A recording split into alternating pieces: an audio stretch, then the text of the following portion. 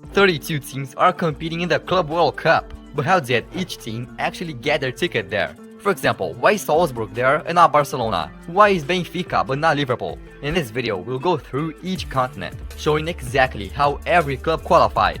Starting with the continent with the fewest representatives, Oceania, which only has one team, Auckland City from New Zealand. Auckland City is wild, because these guys are a semi-amateur team. Look at their stadium, but they got to the Club World Cup because their Oceania rivals are even weaker. Since 2006, clubs from Australia no longer play for Oceania, so in the OFC Champions League, Auckland faced teams from the Pacific Islands, clubs from Tahiti, Fiji, etc. So Auckland literally dominated the tournament, winning the last 4 titles in a row. Now leaving Oceania, let's head to the continent where Australian clubs do play. Asia, which unlike Oceania, has 4 teams in the World Cup. The first to qualify was the continent's biggest club, Al-Hilal.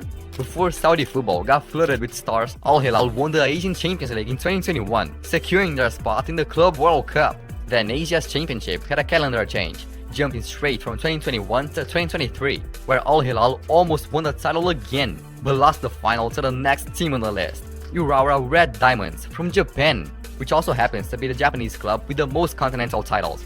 Then to earn a direct spot as continental champions, there was one more spot, which ended up going to a team from the Emirates, Al-Ain. In 2024, they advanced in the Asian Champions League, knocking out Ronaldo's Al Nassr, Al-Hilal and Yokohama Marinos in the final. So 3 Asian teams were already confirmed, but one spot was still open. So what did the Asian Confederation do? Create a ranking. They took the last seasons of the Asian Champions League to make a table of the best performing teams that hadn't won the title. And that's how the last Asian spot was filled by Ulsan from South Korea.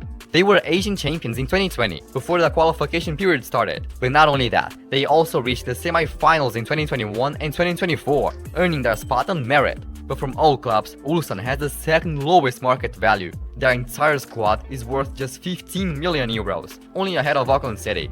Now let's leave Asia, heading to another continent with 4 representatives, Africa. And the first African team to qualify was one that couldn't miss this Club World Cup, Al-Ahli. They are simply the biggest club on the continent in terms of titles and support.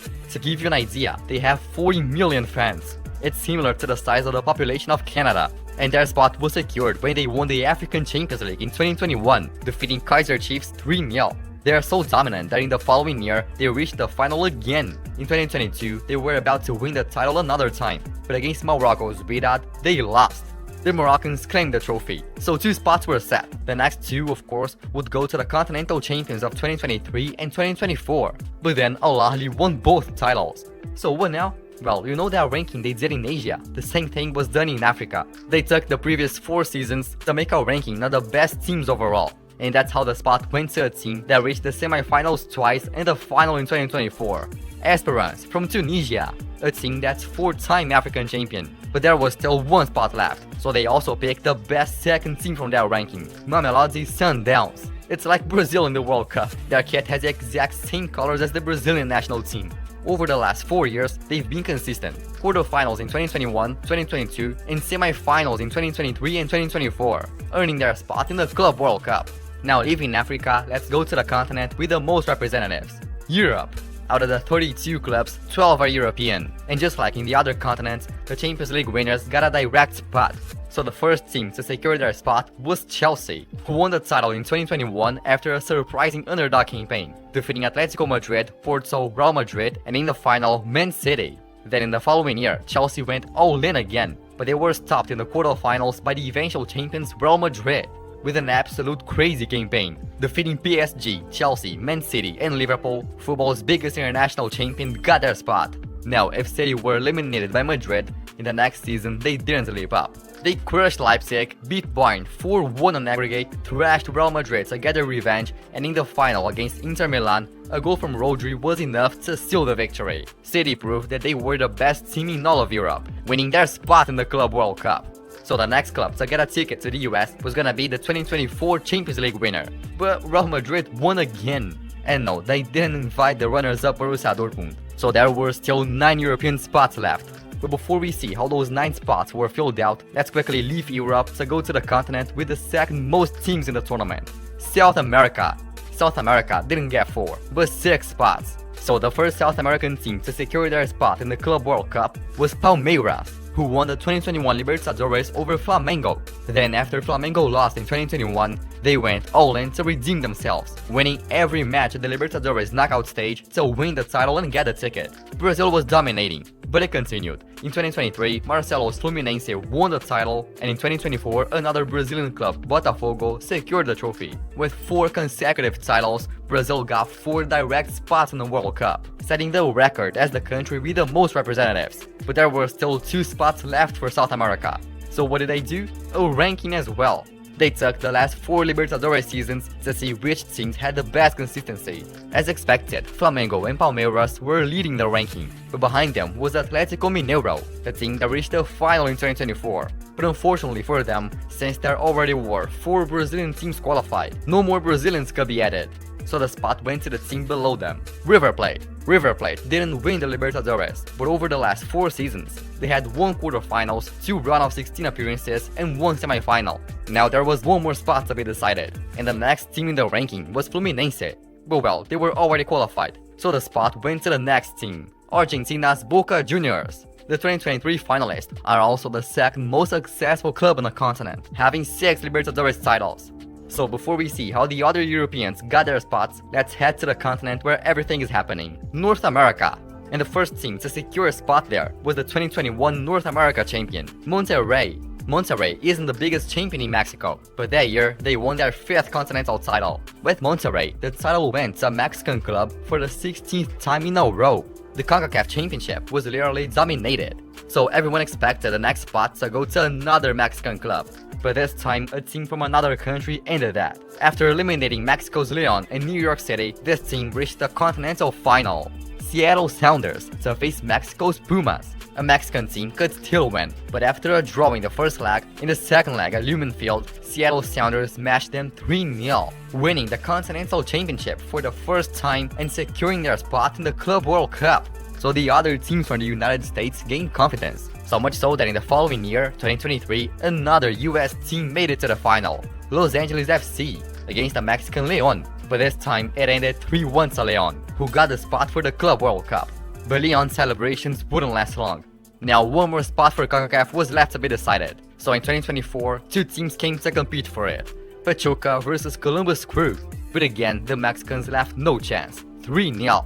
Now the Concacaf qualifiers were set, but there was still 1 spot left. Since the World Cup is taking place in the United States, they needed a team to represent the host country, even though Seattle Sounders was already there. So in FIFA's tournaments, they always invite the national champion of the host country, so the 2024 MLS season would be decisive. And Inter Miami with Messi, Suarez and Busquets made history. In 34 games, they secured 22 wins, reaching 74 points. So FIFA invited them to the Club World Cup. But in the United States, the tournament is not a simple round-robin format. That's just the first part of the tournament.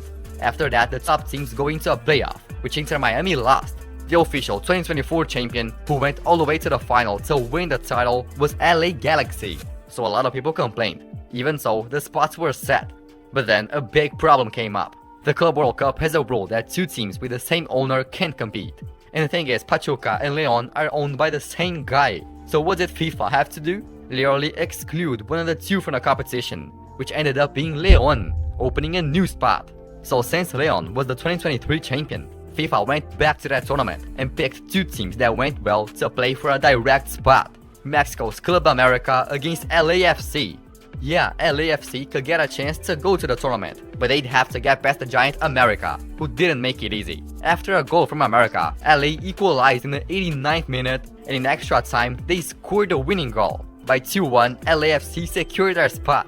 Now we've seen how 23 clubs got their spots, but we're missing 9 from Europe. If they weren't continental champions, how did they end up there? Throughout this video, we've seen their ranking of the best teams, and for UEFA, it was no different. They took the 4 seasons from 2020-21 to 2023-24 to create a ranking of the best teams. So as expected, the leaders were Man City and Real Madrid, who were already qualified. But the third club in his ranking was a team that hadn't won the title, Bayern Munich.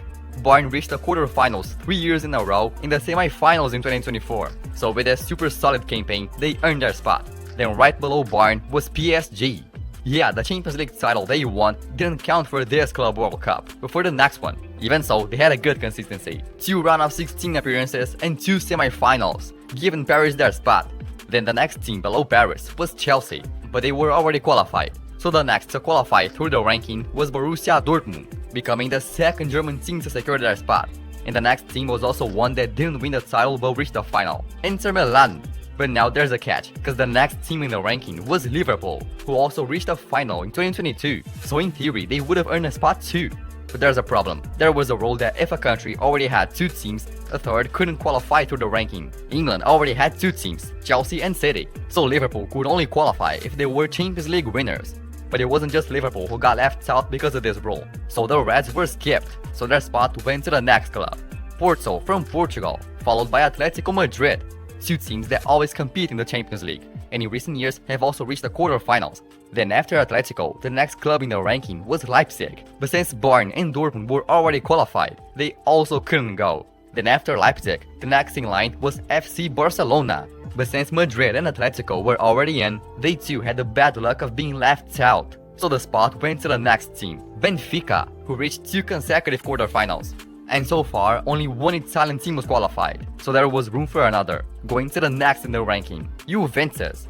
Now after 31 teams, there was only 1 spot left, but it couldn't be an Italian team, so the next in line, Napoli, was ruled out. Then Sevilla from Spain and Milan were also ruled out. So with all that, the next spot had to go to a team from Austria, RB Salzburg. In UEFA's ranking, Salzburg was in 18th place. In those 4 Champions League seasons, they advanced past the group stage just once, but Austria had no representatives, so they ended up getting in. Well, that's lucky. So what did you think of this video? If you enjoyed it, I think you're gonna like this one too. Thanks for watching and bye!